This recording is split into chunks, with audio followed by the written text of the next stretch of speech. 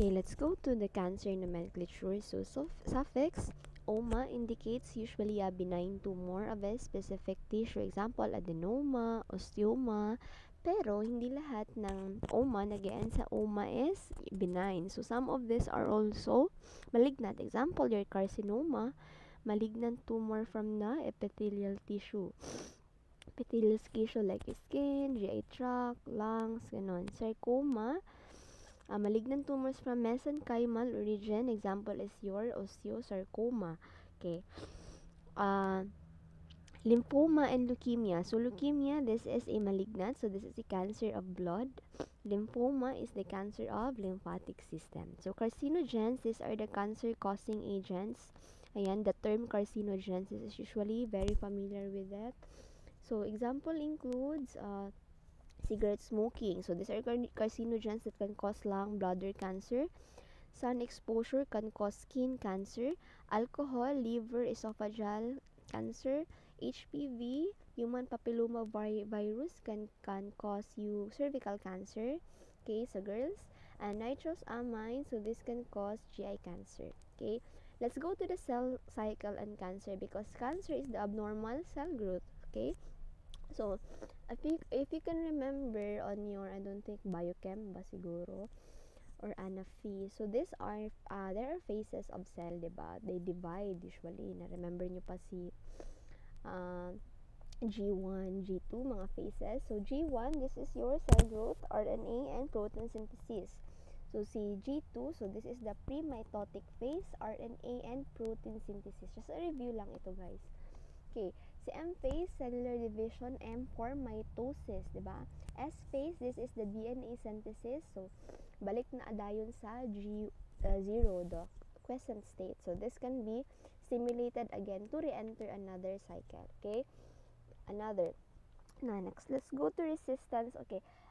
So, balik ta. So, morning cell cycle, mo na siya ang gina-target sa atong drugs. Okay? Kay, para ma-prevent ang abnormal growth of new tissue or division. Kana. Sorry, guys. Next, let's go to resistance to anti-cancer drugs. So, mechanism includes bakit nag-resist ang mga drugs. Okay, dili nila ma-cure ang cancer. There is resistance because of the increased DNA repair, inactivation of drugs, decreased drug accumulation, and changes in target enzyme. Okay, so naga-develop po og resistance ang ato ang cell, ana, di ba? Because cell is very like kanang unique gid siya, guys. They can repair itself, ana. Okay, that's why we use in chemotherapy. Chemotherapy is the term na mo na siya ang treatment. Naga-undergo ka aning chemotherapy to treat the cancer. So, usually, the most effective is combination therapy. Why? Because, effective siya because each drug has a unique mechanism and toxicity profile. So, through combination therapy, na-improve ang cancer kill. There is less resistant, lower toxicity, and they have different mechanism. Okay, so combining anti-cancer drug decreases effectiveness and minimizes resistance. So, drug should be active alone, have different mechanism of action, have minimal cross-resistance, and different toxic effect. Okay, that's your combination therapy. Okay, let's go first to your alkylating agent. So, alkylating agent works by adding, from the word itself, your alkyl group to the DNA. Okay, so this alkyl group will causing cross-links between DNA strands, which prevents DNA replication and transcription. So, just imagine, mo ni siya ang DNA, ana. Tapos, nag-form diri ang alkyl and ni alkyl group, okay? Okay, maghatag siya alkyl group. So, ibig sabihin, combine na si DNA diri, dili na siya mag-undergo og replication og transcription. So, ibig sabihin, walay new cell na produce.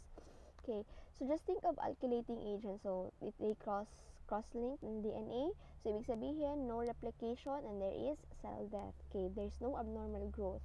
Okay, ang tandaan nyo lang sa alkylating agent, they are active in all phases of the cycle, including sa G1, S, G2, or M phase. Okay, under alkylating agents, we have your nitrogen mustards. So, first example, we have the meclorethamine.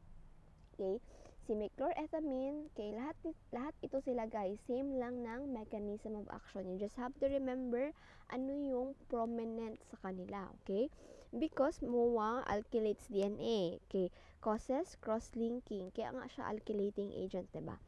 Okay, so indication nito is Hodgkin's disease and non-Hodgkin lymphoma. Magkaiba ba si Hodgkin's disease sa Hodgkin's lymphoma? Okay, magkaiba sila. Okay, Hodgkin's disease is also called your Hodgkin's lymphoma. So this is the cancer of the lymphatic system characterized by presence of specific cancer cell. So nagproduce siya ng specific cancer cell. So tinawag siya na Reed-Sternberg cell. Okay, Reed-Sternberg RS because under the microscope daw it looks like an owl's eye. Diba? Familiar mo sa owl? Sorry guys, akong sipon. Okay, so mao na siya si Hodgkin's disease. So ang iyahang mainly nga palatandaan is wait lang.